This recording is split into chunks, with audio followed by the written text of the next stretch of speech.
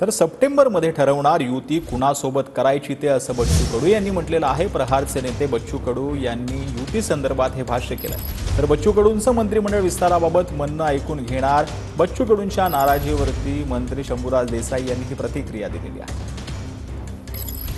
तुमचा विजय होईल असा विश्वास आहे तुम्हाला? मला असं वाटतं की आतापासून ते वाच्यता करणं काही योग्य राहणार नाही।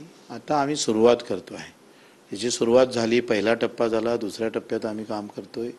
ऑगस्टमध्ये आम्ही खूप ताकदीने उभं राहू आणि 30 ऑगस्ट नंतर आम्ही सुरू करू का कसं आपण समोर गेलो पाहिजे। पण जुलै ते ऑगस्ट ही आम्ही बांधणीच करणार आहोत।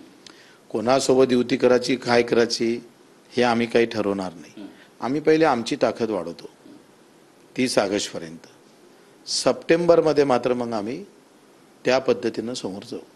बच्चूभाऊ आमचे चांगले मित्र आहेत। एक वाक्य मला त्यांचं अजूनही आठवतंय की त्यांचा विश्वास हा माननीय मुख्यमंत्री एकनाथजी शिंदे साहेबांच्या नेतृत्वावरती आहे। त्यामुळे ते कायम म्हणतात की मुख्यमंत्र्यांच्या एकनाथजी शिंदे साहेबांच्यासाठी मी सदैव त्यांच्या पाठीशी उभा राहीन। पण तरी सुद्धा या मंत्रिमंडळ विस्ताराच्या बाबतीत त्यांचं काय म्हणणं असेल तर मी स्वतः आज आंतरवालीवरनं परत आल्यानंतर उद्या या बाबतीत बच्चूभाऊंची भेट घेईन किंवा तत्पूर्वी जर त्यांचा मेळावा असेल तर आता जाताना फोनवरती त्यांच्याशी मी बोल